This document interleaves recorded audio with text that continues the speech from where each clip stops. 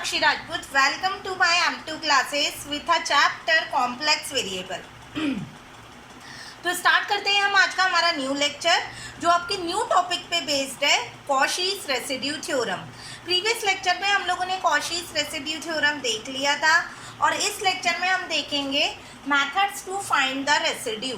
Residue को कैसे find out करना है। जब तक रेसिड्यू फाइंड करना नहीं सीखेंगे तब तक रेसिड्यू थ्योरम आप अप्लाई नहीं कर सकते हैं, क्योंकि उसके फॉर्मूले में ही 2πi मल्टीप्लाई रेसिड्यू था। तो देखते हैं रेसिड्यू कितने तरीके से निकाला जाता है। तो बेसिकली कॉम्प्लेक्स वेरिएबल में रेसिड्यू तो दो ही तरीके से निकाला जाता है, मतलब एक और मगर एक फॉर्मूला और है जिससे आप इजीली रेसिड्यू और निकाल सकते हैं, वो एक अलग टॉपिक के लिए।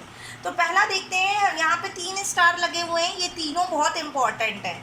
तो पहला फॉर्मूला देखते हैं, residue of F of Z at simple pole z equal to A that is order pole 1। ये सिमिलरली किसकी तरह है, Cauchy integral formula. Cauchy integral फार्मूले में भी पहला फार्मूला जब अप्लाई करते थे जब उसका पोल का ऑर्डर क्या होता है 1, वैसे ही रेसिड्यू ये कब अप्लाई करना है, जब आपका सिंपल पोल है और उसका ऑर्डर, उसका पावर कितना होना चाहिए 1।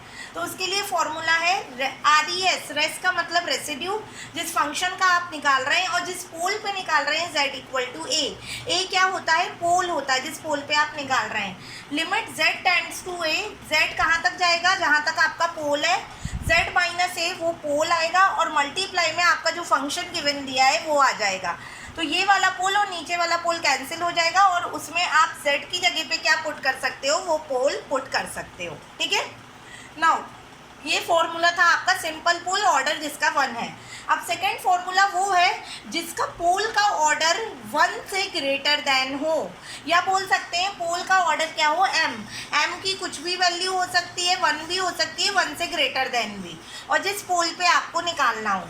तो residue F of Z z equal to A comma M, A जिस पोल पे निकाल रहे हो और m जिस पावर पे निकाल रहे हो 1 से ज़्यादा, 1/m माइनस 1 फैक्टोरियल, m की जगह पे आपका 1 से ज़्यादा वाला ऑर्डर आ जाएगा। लिमिट z टेंड्स टू ए, किस पोल पे निकाल रहे हो, d टू दी पावर, उससे जैसे 2 आए आपके, ऑर्डर कितना आया आपका 2 आया, तो एक कम आपको डिफ्रेंशिएट करना है किसको, जो आपने पोल लिया है z minus a to the power m into f of z. यदि 3 ऑर्डर आया तो आपको 2 बार डिफ्रेंशिएट, यदि 4 ऑर्डर आया तो आपको 3 बार डिफ्रेंशिएट। ठीक है, now residue of F of Z at infinity, last formula, infinity पे यदि रेसिड्यू निकालने को बोला जाए तो residue F of Z at z equal to infinity, limit z tends to infinity minus z into f z, जो function given है multiply कर दीजिए। मगर ये जेड और जेड आपको कैंसिल करना पड़ेगा, क्योंकि आप इन्फिनिटी पुट करोगे तो पूरा इन्फिनिटी आ जाएगा, वो खुद ऑटोमेटिकली होगा। ऐसा हम एक क्वेश्चन करेंगे।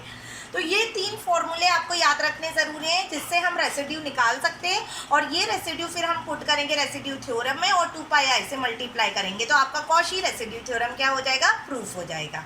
ठीक है, इसके बाद मैं एक टॉपिक और बताऊंगी जिसमें रेसिड्यू को फाइंड करने की स्टेप्स बताएंगे और फिर धीरे धीरे हम क्वेश्चंस आगे बढ़ेंगे। ठीक है, 3 स्टेप तो सिमिलर रहती है, फंक्शन गिवन दिया जाता है, सर्कल की इक्वेशन गिवन दी जाती है, चेक भी करना है, यदि सर्कल के अंदर आता है तो रेसिड्यू थ्योरम अप्लाई करिए, यदि सर्कल के बाहर आता है तो रेसिड्यू थ्योरम अप्लाई नहीं करिए, डायरेक्ट आंसर 0, और फिर लास्ट में आप फॉर्मूला। तो 3 जो शुरू की स्टेप है वो कॉशी इंटीग्रल फॉर्मूले की तरफ है, सेम है, दोनों में सेम रहेगी।